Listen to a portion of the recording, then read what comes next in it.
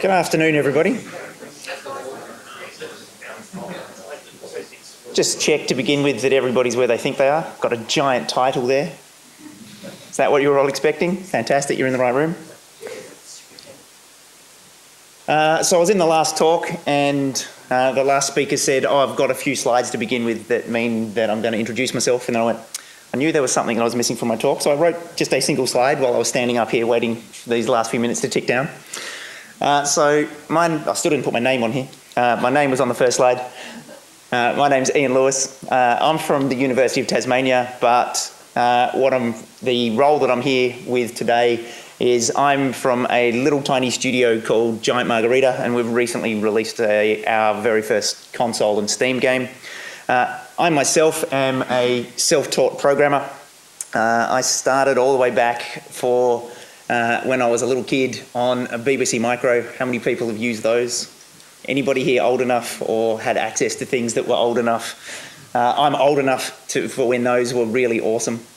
And then I went through things like Commodore 64s and Amigas and things like that. I was very much a hobbyist programmer who was interested in making games. I was interested in programming because that is the way that I got to make games. I did a lot of level designs because lots of level designers around and stuff as well. I didn't ever stop making games. The technology got better and I kept going through making more and more games. Never releasing anything. There wasn't the capacity to just throw things on the internet. When I started doing all of this, I would have had to have done one of those mail order systems or something like that. I had no capacity as a kid to understand any of that. So you're all very lucky to be able to do that. I ended up through the process of just wanting to be a programmer, wanting to make games as being a lecturer at the University of Tasmania. We didn't have a games degree at that time. I just went in and taught all manner of things really, but a lot to do with programming. But I still made games on the side. I had a lot less time to make games, but I was still making games on the side, and I had to somehow try and work out how to make those games in the confines of the kind of work I was doing as a university lecturer as well. So started doing things in DirectX and Flash and things like that as well. So I was always a hobbyist through all of that time period.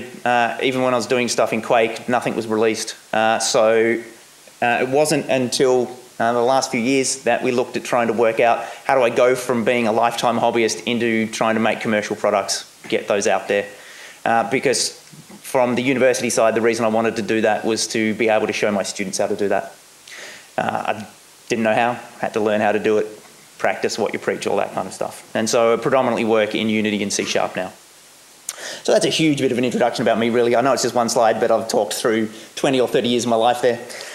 So I consider that to be a huge amount of how I got to where I am now. The game that we've released in the last month, first on PS4 and then more recently on PS4 in America and Steam. You can ask me later about how complicated launching something is and why we've launched things at separate, disparate times around the world. Is this game, Party Golf. And I'm going to talk about how we've done procedural generation in that game. It originally came about as a really simple idea at a game jam of trying to take the game Desert Golfing, which I love very much. People play Desert Golfing? Yeah? If you've played Desert Golfing, you've very unlikely just played a couple of levels. I have reached level 1,000 in Desert Golfing. I consider that to be part of I said 1,000, I meant 10,000. As part of my research, we can call that into what I was trying to do here. So in a game jam, we just had a single piece of paper or a whiteboard that said multiplayer Desert Golfing, and that was our concept. And that's what we've run with. So when it came to designing past that one first key phrase, what we really had as the foundations of Party Golf were that the game should be instantly fun. Should be able to pick it up, grab a controller, start shooting, and have a really good time straight away. We did little things in there like make it really, really easy for people to get a hole-in-one on their very first turn. We massage the way the levels are produced so that this is more likely, so that when people have their first game, they get that thrill of, hey, I must be pretty awesome at this. And so the idea was trying to get that immediate gratification in there. So instant fun was the first tenet of what we were trying to do with Party Golf. The next thing was trying to provide a bunch of variety. And for a game that's so simple as a 2D golf game where everybody's shooting at the same time trying to get into the hole, what you really needed there was to have procedural generation. We didn't want to just make an 18-hole golf course or self-designed 6 18-hole golf courses or something like that. What we wanted was every level feeling different. You didn't know what was coming next. So we really didn't have an option but to go for procedural generation for that. So procedural generation is what I'm going to talk about today. But the third thing that I could give a talk about, if I had infinite talks to be able to give, would be to the depth of our game, which is in our customization system. So it's not just a 2D golf game, it's a 2D golf game where you can change every single thing about the way that game works. And designing that and designing a UI that lets that happen would be a whole other talk or series of talks. But you can just ask me about it when I'm walking around and I'll try and explain all that in about 4 minutes. So I'm going to do a really brief history of procedural generation, and because that's not what this talk is about, I'm really just going to talk about a couple of games that have procedural generation in them that were very, very old, and then move on. Procedural generation might be a buzzword, and a buzzword with a bit of controversial nature in as of this year, but it's not a new concept. There were games like Rogue, the very common genre. Roguelike comes from a game that had procedurally generated dungeon system in it. And they were as simple as just having rectangular areas connected together by tunnels, but nonetheless procedurally generated all the way back in 1980. A game called The Sentinel in 1986. Has anybody played this game? Awesome. I didn't find this game until it was on the PlayStation, which was years later, and they still had procedurally generated levels. I was like, how did I miss this thing? I think I did try and play it on the BBC Micro, but I just didn't understand it. I didn't know what was happening. This had procedurally generated 3D worlds, but it took, on the BBC Micro, 3 to 5 seconds to draw one of these. So this wasn't a real-time game where you moved around this environment. So the whole game design was wrapped around the fact that it would take that long to redraw. You could only move very, very intermittently. So procedural generation's been around for a long time. I don't want you to think that it is just something that we've just started doing. So I just wanted to show you these old games, and now I'm just going to skip past the other 30 years of history of procedural generation. I am going to spend a little bit of time talking about desert golfing because this is how we started with our procedural generation system for our game. Desert golfing, for those of you that hadn't played it, is a mobile game with incredibly simple graphics and gameplay. It's just 2D golf. You pull back and let go to shoot your ball. You get a little, not a full arc, you get a little estimation of the speed that your ball is going to come out, and that's it. When you get in the whole level scrolls over and you see the next hole and you just move along. So there's incredibly minimal graphics. In the first few hundred levels though, you occasionally get to see something. Freaks you out when you see a cactus for the first and only time in the game. There isn't another cactus in those first 10,000 levels that I saw. There's one cactus and I think 4 other things, and lots of people miss some of them, which is hilarious because they'll never get to see them again. There's a hidden face in the sand and almost nobody I've talked to saw that, even though it's in the first few hundred levels. If you did play through a few hundred levels and didn't see that, go back, go on, go find the face. The levels in this game are procedurally generated, and it was made by a guy called Justin Smith, who is also called Captain Games, as far as I understand. I think he's the only person who falls under that game company title. He's also made games like No Brakes Valet, which is also hilariously good and really simple. So in this game, it was a huge success for procedural generation because there was a lot of chatter about whether or not it was procedural generation or whether or not the levels were custom designed. Of a few levels, there were analyses online of the game design that went into the way that those levels worked. This is a great thing to have come out of a procedurally generated system that people couldn't tell. So this level in particular, people thought this was great design because you had areas where if you undershot the hole, you'd get stuck and have to repeat. If you went past it, you'd fall off the screen and have to start all over again. This was clearly designed as a really tough hole. This point in, whatever number that says, level 83. It wasn't, it was procedurally generated, but people really weren't sure. Supposedly desert golfing does end. Apparently I'm a quitter. I didn't make it to level 19,491, but as far as I understand it, nobody's got past this one. In desert golfing, you can sit a ball on a slight slope. You don't roll down all slopes because it's like everything's made out of sand. So if you hit up a slope, your ball will come to a stop. But not on this one because you can't get the angles that you need. You might be able to play this long enough to end up with a glitch and be able to get another shot. But as far as I understand it, people haven't made it through this one. So the problem with procedural generation is unless you put a lot of effort in, it's perhaps unavoidable that you end up with situations like this. I'll talk later on about strategies that we came up with for being able to avoid impossible levels, and then ultimately why we didn't use those strategies and kept impossible levels in. So, is this going to autoplay? Desert golfing simply seems to make levels out of a bunch of primitive shapes laid end to end, probably from left to right through the level. This video, by the way, is the first 10,000 levels, I think, all mashed together into a little one constant desert, which is how the game feels when you play it. So in order to make a level, you could just have something as simple as a flat piece, a 30-degree angled piece, going up another one of those, a minus 60-degree slope, being a hill, downhill, then throwing in a water hazard, which is basically a trench that when the game first came out didn't have water in it, but he patched that in later because he wanted to go crazy with his graphics. Adding in, then after that, a wall with an overhang, then putting the hole in, and then some more slopes, and you have a level.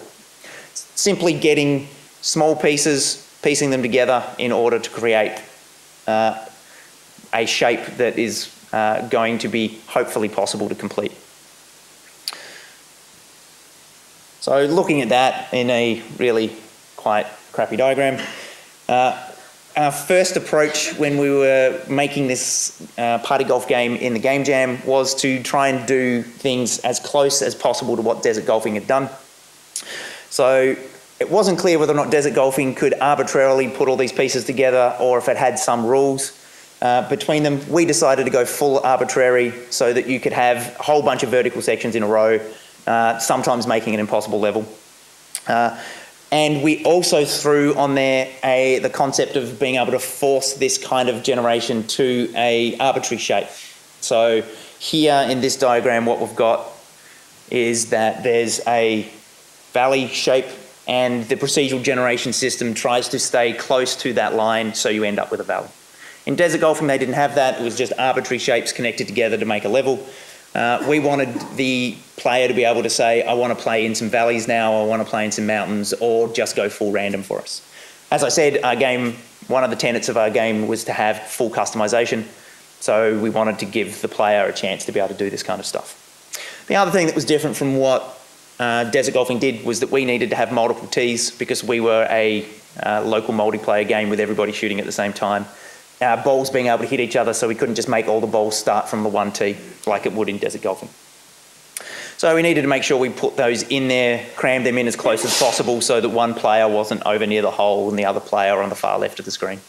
But also, again, to provide us with some flexibility so we could move those around if we wanted to make it easier for some players or harder for others. Feel free to interrupt me at any point. I meant to say up front and ask me any questions about any part of this. If there's anything that I'm talking about that I haven't explained very well, or you just want to know more than what I'm saying, just butt in. And you can stick your hands up, or you can actually just start talking straight away if I can't see your hand.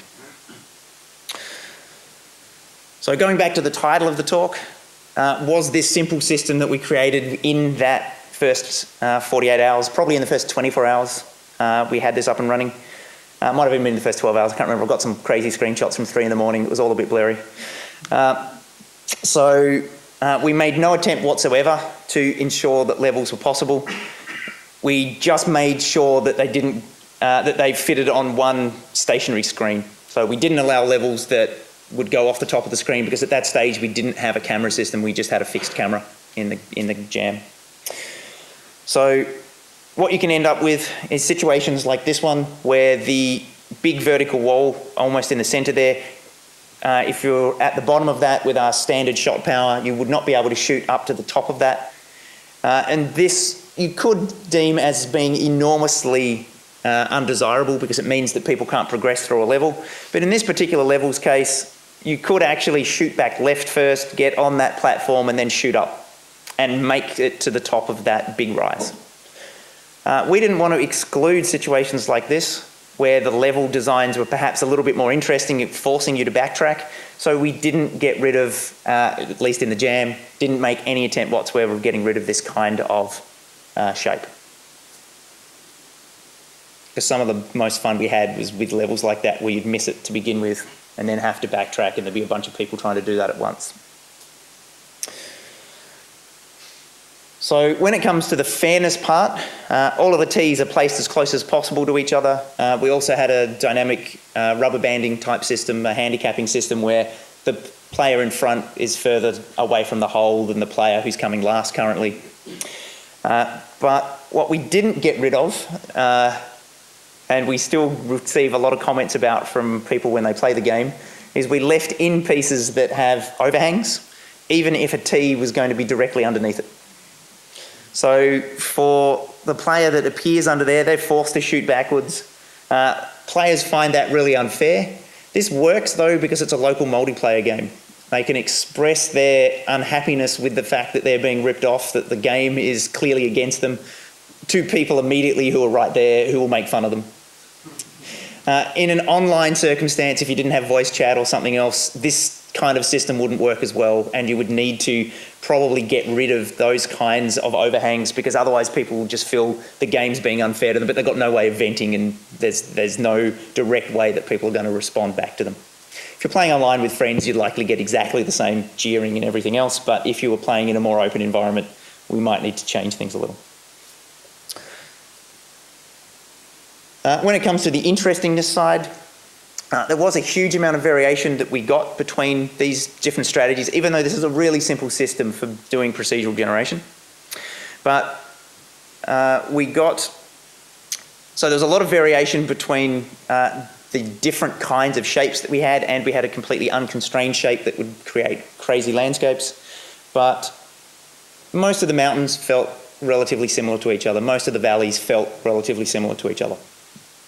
So we were more sensitive than most to how samey this would feel, because we were playtesting the hell out of this thing. We were playing this game over and over and over again, and things were starting to feel the same to us. So was this fun? Yes, it was still fun, but it was starting to feel samey to us, and we didn't want our player base, when the game eventually got released, to start to feel that sameness as quickly as we had. We were a long way into playing by the time it started to feel the same. You know, part of that is, as the developer, you're super excited to be playing your own game. But we realised we just wanted to give the players a bit more than that. So what we decided to do was look at a cave generation system, so that instead of just having basic single-shaped worlds, that would be creating a far more complicated set of landscapes. Now, when we created this system, we did create it basically from scratch ourselves. Afterwards, we found that a lot of what we'd done would reinvented the wheel of techniques that already existed. Occasionally this happens if you don't search for the right things when you first start trying to look up to see what other people have done. Hopefully some of us have experienced that, not just me, right? Other people have done that as well. Fantastic, great, and enthusiastic nodding. There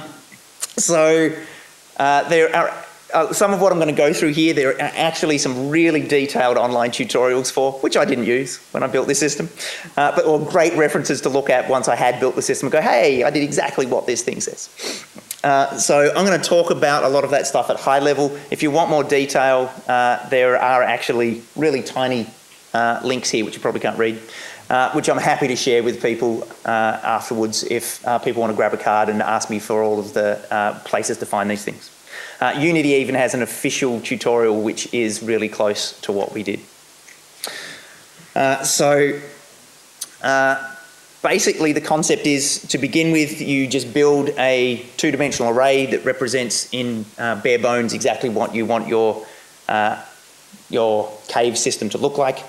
And then to build that, you randomly initialize it, use Perlin noise or some other kind of noise. You smooth out that whole thing to get rid of all of the nasty looking edges. Then you make sure that the world is connected to every other part of the world if that's important for your game. And then you convert that array into a mesh so that you can actually use it for everything you want to. And so we convert it to a mesh and then also convert it to a collider for all of everything else we want to do. Yep. Would your interconnectedness be something like A-star, or what do you use for interconnecting this data? I'll get back to that. So we'll spell all these things out in more detail in a minute. So starting at the cave grid generation, and this is the broad overview of the technique that you, as I said, you can find online. The big thing that I'm going to be doing in this talk is talking about the nitty-gritty of the things we changed from this algorithm in order to create the exact effect that we wanted. As I said, 3 steps here. The first step is random cell initialization. So here you've just got, in this example, a big exactly equal 2-dimensional grid. We fill in each one of those cells as either filled or not filled based on some threshold. So here a cell has 40% chance of being filled in. And because, as I learnt, launching a game on Steam last week leaves you little time to write a presentation in the meantime, these is actually taken from one of these online tutorials where it had a nice little thing in the browser where I could just generate stuff, and I was like, yay, I'm going to use that to make my talk. Full disclosure, links down the bottom, I didn't steal it. So what you get from that is just a bunch of what obviously looks like random selection of points. Not very useful for generally any kind of game. It just looks like random noise. It doesn't look like you're going to get anything interesting out of that. It doesn't look like a cave system. It doesn't even look particularly interesting to run around and explore. There may be some games where this is exactly what you want, but probably quite unlikely. So what you want to do is take that random noise, but then try and smooth out just how noisy that random noise is. And you do this with a smoothing step. So this is a cellular automata step, very much like Conway's Game of Life, where you look at each cell in the entire grid and count how many neighbours around it are set. And in this case, you don't have to use exactly these parameters, but the parameters that I used is if there's less than 4 neighbours, set the current cell to be empty, no matter what its state was before. If it's exactly 4 neighbours, don't change it, so it could stay filled in or stay empty. If there's more than 4 neighbours, fill it in. So these are different rules to Conway's Game of Life. Conway's Game of Life says 2 or less kill, 3 keep the same, and above 3 bring to life. Oh wait, I got that the wrong way around. 3 stay alive, above 3 you die from overcrowding. Yeah. Yeah, diagonal neighbours, so 8 neighbours around it. Yep.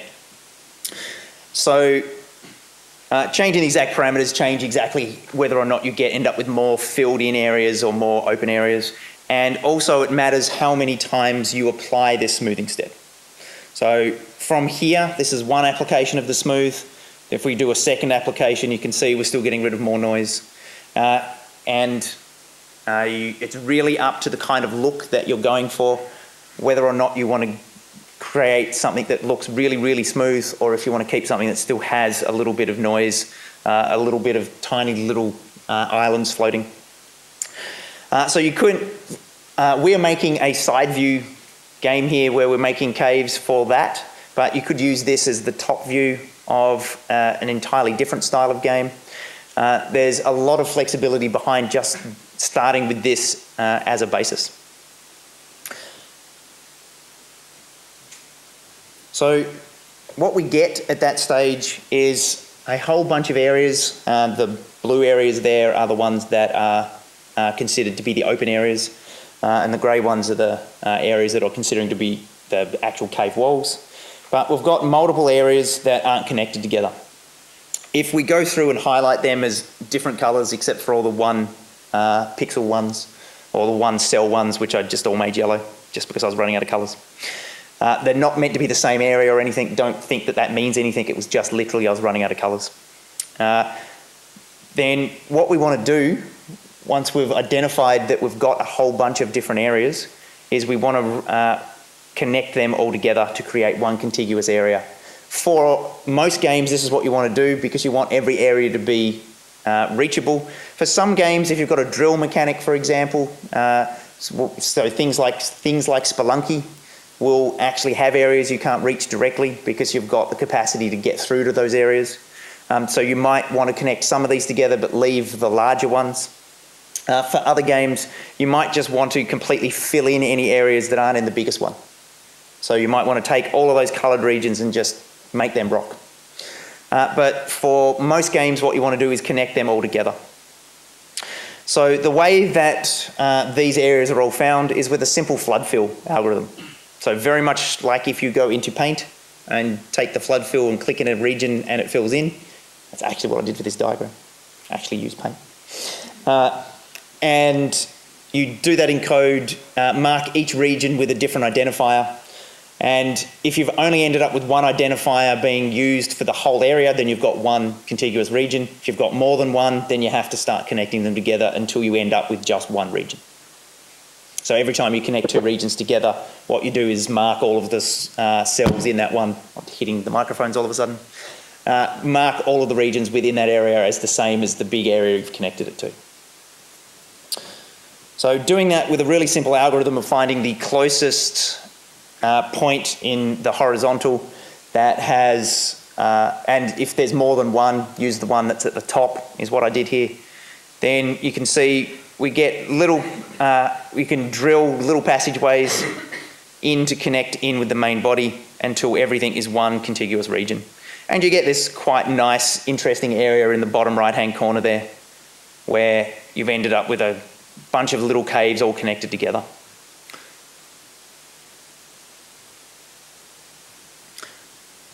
So that's the basic way that most of the tutorials you'll see will describe how to do this process. We'll now look at how do you turn that from just an array of very blocky shapes into something that looks a little bit more smooth.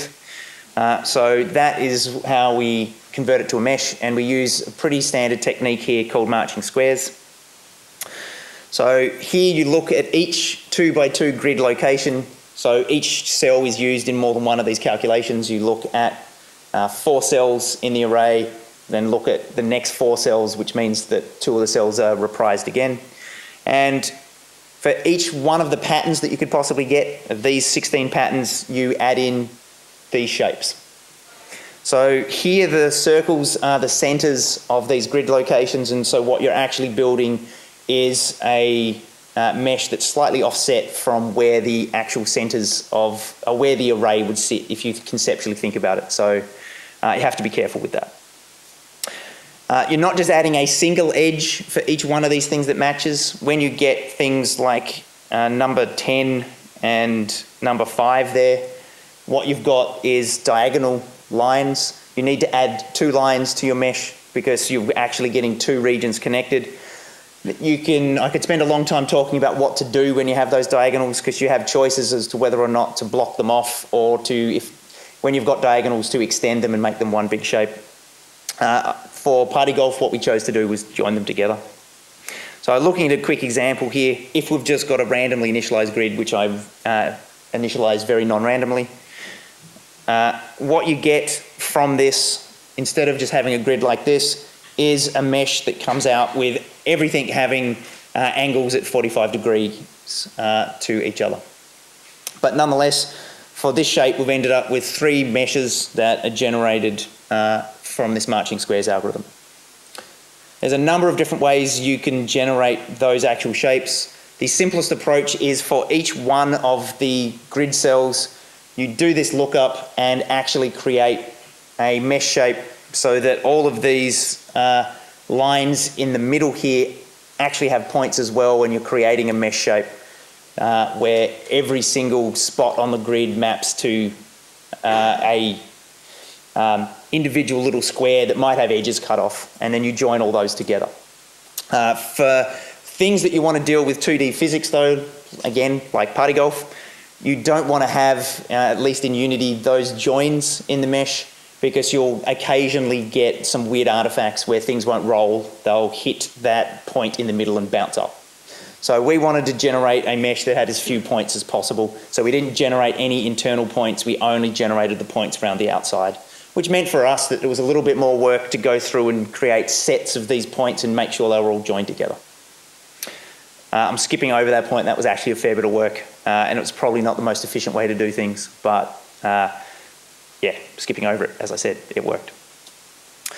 So As I said, lots of online tutorials of going through that step, but I'm going to talk about what we did for party golf to make these things specifically work for our case.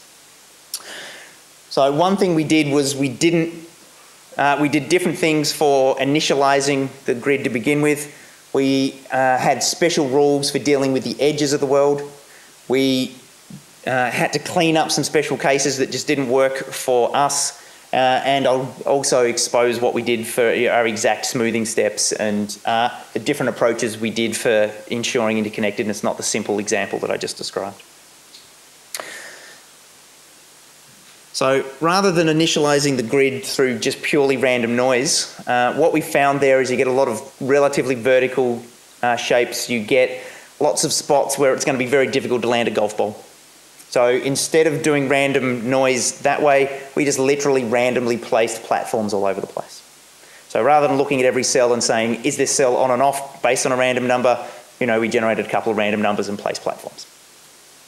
Pretty simple, not that big a change, but you end up with quite a different looking world. And this is different than if you just decided to generate the world at a fifth the size and stretched it all out, because you still get platforms that overlap with each other and overlap with each other in interesting ways. You'll notice there's some shapes that don't make sense here. To create these diagrams, I literally broke our procedural generation system, and so later parts of our pipeline just freaked out many times and did stupid things. This doesn't happen in our real algorithm because all of these things are fixed before we actually get to this. So that should be a hole up there. Instead, it's a second filled-in region inside another filled-in region. You'll see these will go away as we apply all of the custom steps that we have. Particularly bad one here, pointing this out, is the balls actually got placed in there and went crazy. It's fun to watch. So most of the caves in party golf are enclosed. This is something that the user can change, because the user can change everything in party golf, but by default we tend to put walls in and tend to put ceilings and floors in. So moving from the first random placement section, which is going to be a pretty hard golf course because there's going to be lots of death, which you can create if you like that kind of thing, but filled in all the bottom, filled in the roof, filled in a lot of the sides, but there's some random chance involved there, so not all of the sides. And so you can see that we've just ended up with the same basic shape, but with a few things a little bit more solid to make it easier. Problem is after... So the next step is to do that smoothing, where we want to get rid of a lot of the random noise from placing these platforms. This actually ends up as a pretty big change. You can still see that it is the same set of shapes, but they've really changed a lot. A lot of areas have been filled in there. Interestingly, the area where all the balls were stuck and going crazy has actually opened up through the smoothing process, because that's just the way that cellular automata works out. We smooth 5 times. We're trying to get rid of a lot of the edges. So we end up with something that has lots of flat spots, lots of slopes that are all the same shape, and we get quite an organic look. One problem that happens here is we work with a grid size that's a little bit bigger than what the visible screen is, so that we've actually got the world continues off, so that if you shoot slightly off the screen, you've got a chance to shoot back on. But what that means is we end up with areas where there's little sections that, so walk away from the microphone for a second, little sections like here and over on the right, where we've got these weird little holes that no one's ever going to be able to reach. And yes, we're about to do an interconnected check and fill in all those, connect those areas where we can. But the problem with that is we end up with lots of holes going to the edge of the screen. So as a special case, what we do is just fill in anything that's just a tiny little cave on the edge. And we also fill in cave areas that you can't see, or open up areas that you can't see. Because we're slightly off the size of the screen, we've got walls off the edge of the screen that aren't visible, but if you shoot off the screen, you'll bounce off them and bounce back on, which felt really unfun and really unfair, because you would just be aiming for these invisible walls, hoping they were there. So we strip them out as well. So going from that step to removing the edge holes, you can see some parts have filled in, some parts have been taken away. So when we interconnect regions, we've only got 3 discrete regions here. We've got the one in the top right, the one that the hole's been placed in and then filled in incorrectly in this version. But what we want is one contiguous region because we want the players to be able to actually get to the hole, pretty key. And so in party golf, we do the same kind of filling in and creating tunnels. But what we do is do those at any angle. So here we've got a vertical connection for the one in the top right and a diagonal, a nice sloping diagonal one for the one in the bottom right. And these can be literally any angle at all, and they will always try and use absolutely the shortest path in between these. The process of finding the shortest path was really working in concentric circles from every point in every region to see when you hit the closest other region, which is pretty relatively time expensive to do that. But we really wanted to make sure we'd found the closest points because it created the most interesting levels. How do you set up the width of the connecting point of that connecting tunnel? It was actually relatively tricky to get that right. Because you're drilling at any kind of angle, you need to make sure that if you make it too small, you end up with something that the balls can't fit through. So we actually erred on the side of caution then. We're drilling like this massively wide hole that sometimes looks quite thin because you've lined up perfectly on pixel boundaries, and other times you get this huge chasm. So you can see the difference between the vertical one and the diagonal one is quite large, and it's only because of the effects of going oddly across pixel boundaries. Because nobody knows what was there, the player doesn't know that that's happened, and it actually feels quite natural to have that.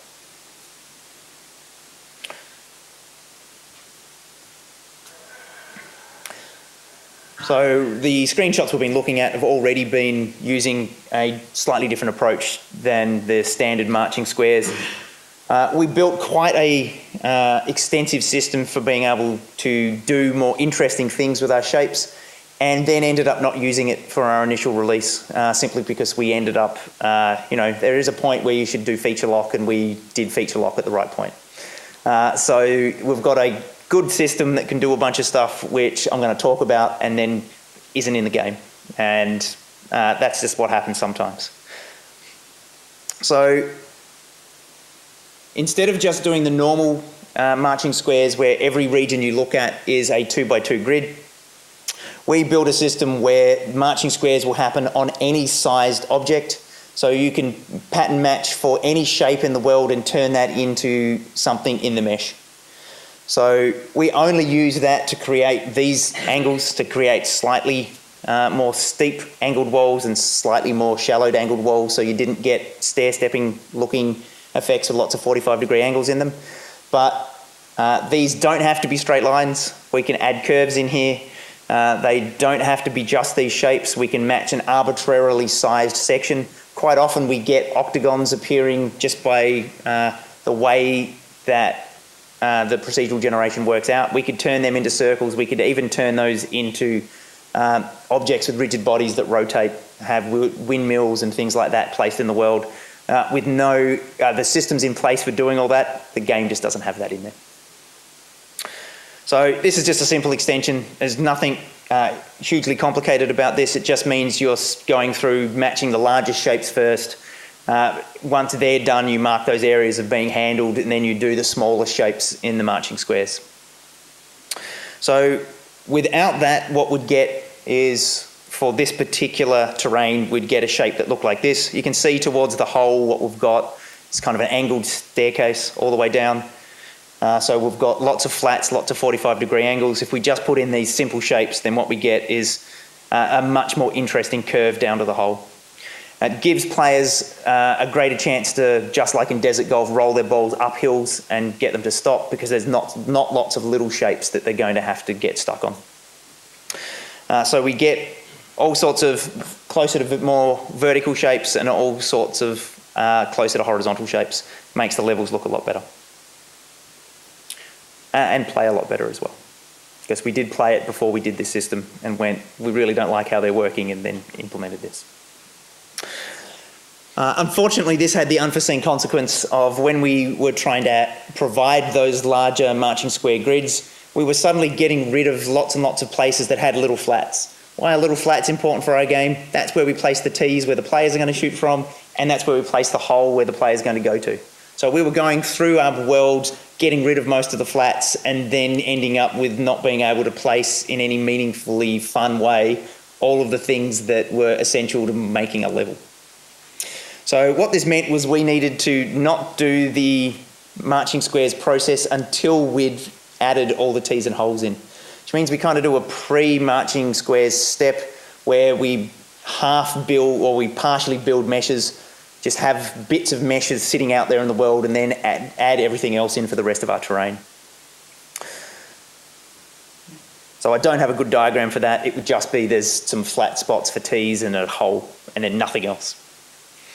So how did we actually decide to, where did we place tees and holes in order to make the game fun? Well, what we found was the longest possible path through the terrain, or our approximation to that. We didn't do any path from any location search. We simply placed a tee in the bottom left, found the longest place we could get to away from that, then put the hole there, and then searched backwards, and then put the tee wherever that ended up, which often ended up being different from where we first started, because the first place we started with the tee was a little arbitrary. So we can see what we've ended up with here is the hole being in the bottom right, but it's gone all the way to the bottom right and then a little bit left because it could, and the hole being there and the tees being on the bottom left. So this is the longest path around here. All of the tees have ended up around about in the same spot, and the hole is as far away from that as we can get it. Why is this fun? This is fun because we're likely to go across the longest part of the level to be able to do that, which means we're going to have the most difficult set of steps to get to the hole. Which means for a game like ours that we're going to have the most interactions between players because there's going to be choke points where they start running into each other.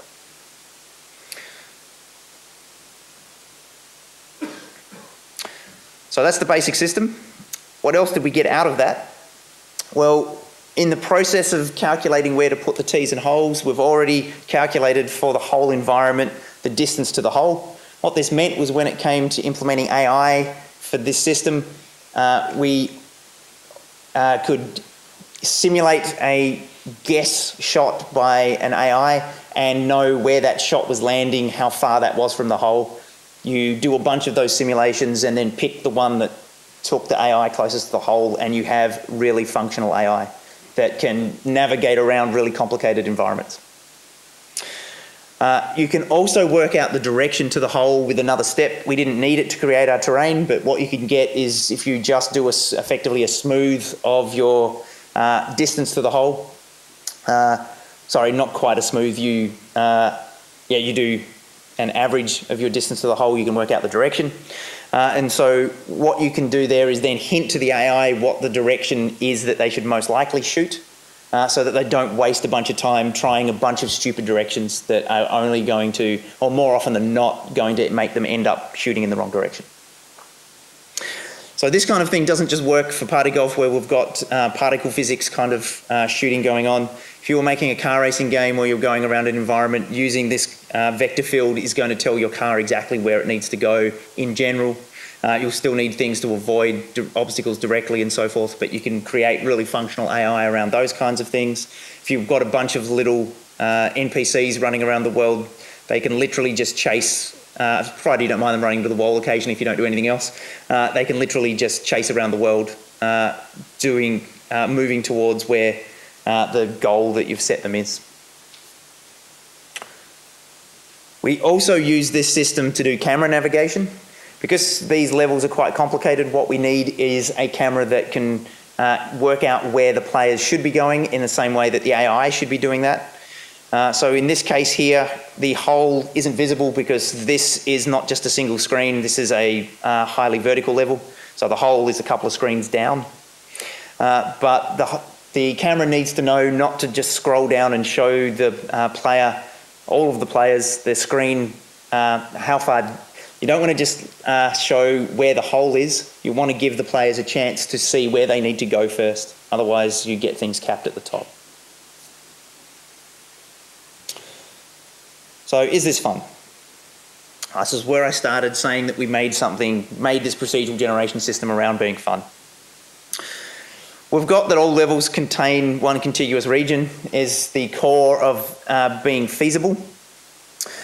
So just ensuring region interconnectivity gets us a long way along feasibility. It doesn't get us 100% of the way there because we can still end up with things that have large vertical sections with nowhere to land on the way and not being able to actually scale that. Or we can end up with large sections where there's a pit at the bottom and there's nowhere to land on the way down in the same way.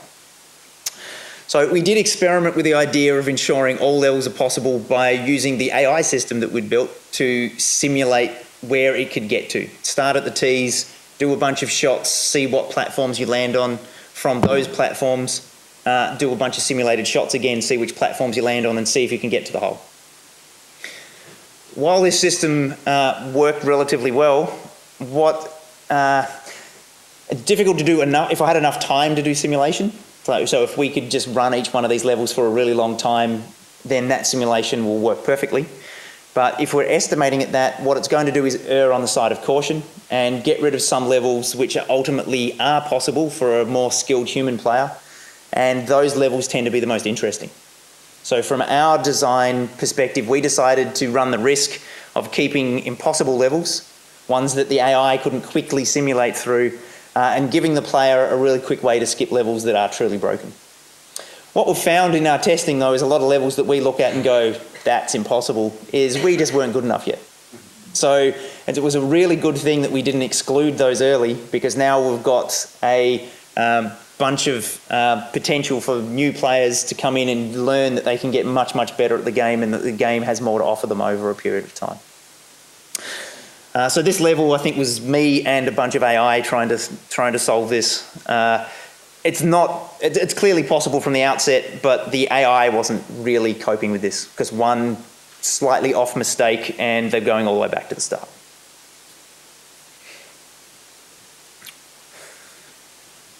So there are a bunch of levels that at first glance are impossible that we decided to keep, as I said, and are still possible. This one, you start in the middle there and you've got a downhill shot where you have to roll the ball down the hill and immediately shoot out in order to survive. The AI was it would be very, very difficult to write an AI that's going to do that shot. Our AI system was waiting for the ball to come to a stop, which means it wouldn't have worked this out. This level we thought was impossible when we got there, and then we were super chuffed when we actually found that it wasn't. Likewise with this one, a more difficult version of the same thing, downhill slope and an uphill slope that you have to hit at exactly the right spot to bounce up into the hole.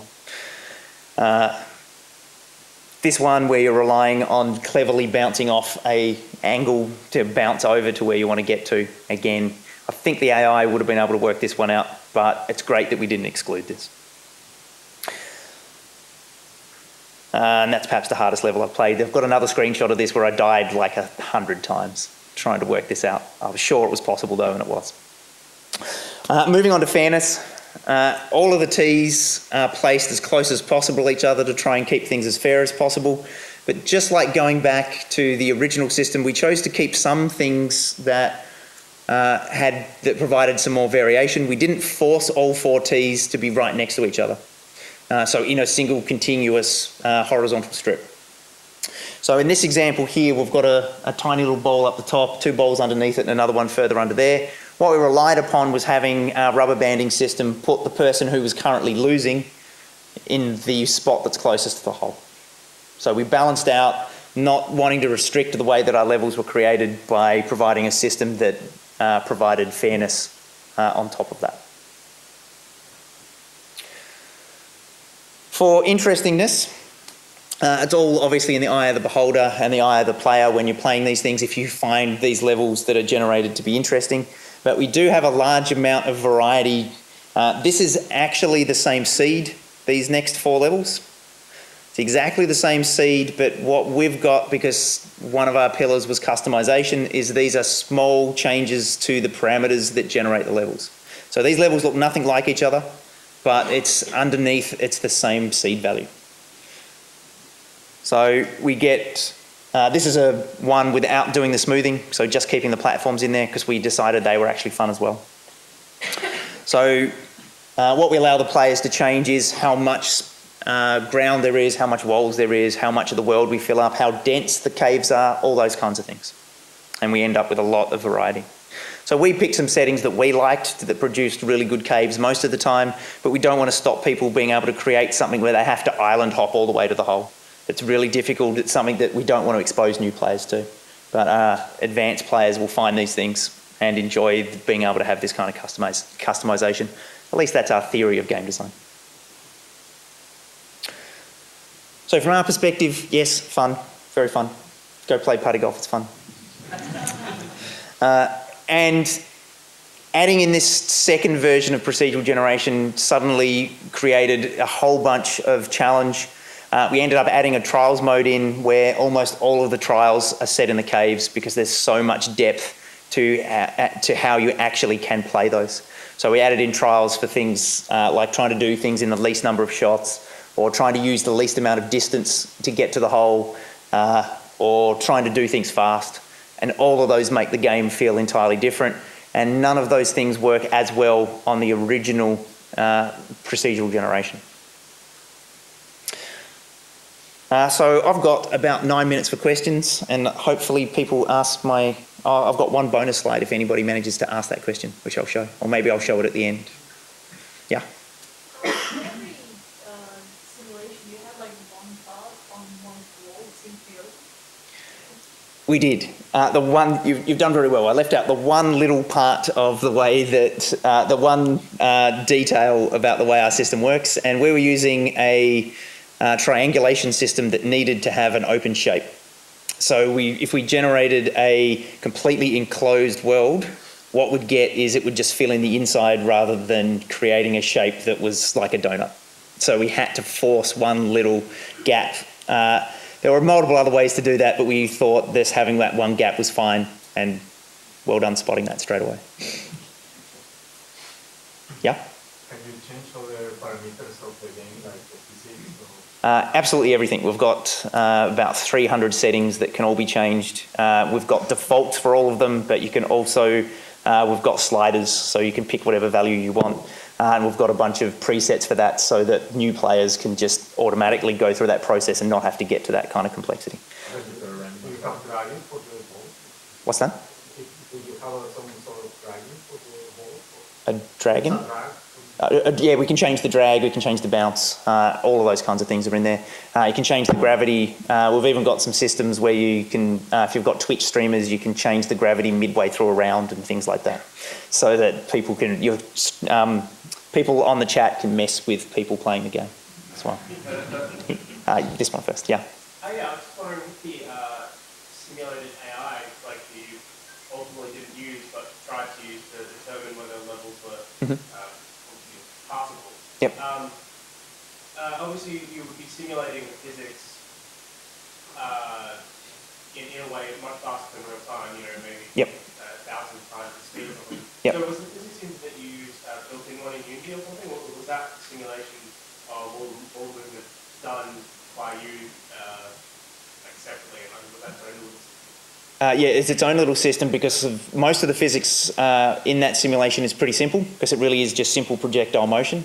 So we can still have things like wind and gravity changes in there because it's just simple projectile motion. The only snag there is when you actually hit a surface, you then need to respond to that. And we had to estimate that because there was no easy way in Unity's inbuilt physics system. So the collisions were estimated. So we could do like a single bounce, but with only with our simple circular balls. In our game, you can change the balls to be stupid shapes. We couldn't simulate them properly. We could only do the simulation properly for circular balls. So you didn't like run an actual simulation of 1,000 frames? Not to the level of accuracy, no. Physics, Yeah. No, so you could, in theory, bring in Box 2D again, because Unity effectively uses Box 2D underneath and run it at its own timescale. But for our testing with that, we really didn't need to do it just to be able to do it. Often just looking at first bounce location was enough to be able to say, to give an estimation of whether or not you could get to a surface. Yeah. Yeah? I was wondering, I'm sorry if you covered this when I dropped out, but what was your playtesting process through all of this from beginning to end? Yeah, trying to figure out whether this particular parameter in the generation did end up in fun levels. Was that just you as designers going, yeah, that seems fun, or did you have... It was just us as designers saying, yes, this is what's fun. We did a lot of play testing at festivals of this game as well. So we got to see that our choices seemed right.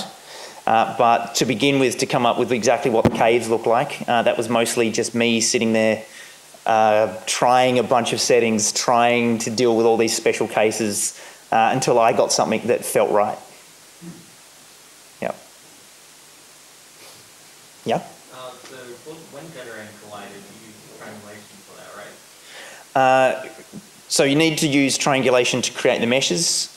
In Unity, to generate the colliders, you can just give it a list of points and it does its own internal triangulation. So that they're not actually triangles, it creates polygons.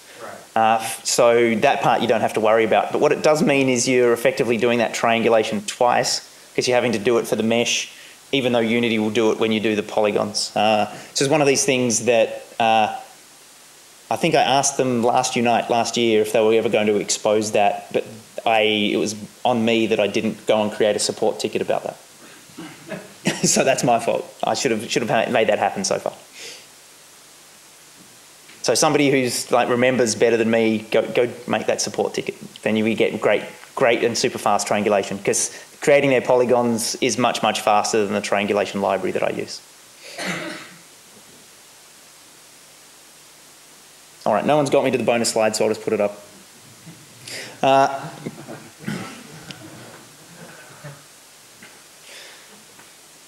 So yeah, we have only, unfortunately, 50 times less terrains than what No Man's Sky has planets. I do apologise. I could have cheated and just put in another setting, just one more, and that would have got us there. But that's actually what we have. It's surprising that it was so close. It made me laugh when I worked this out today.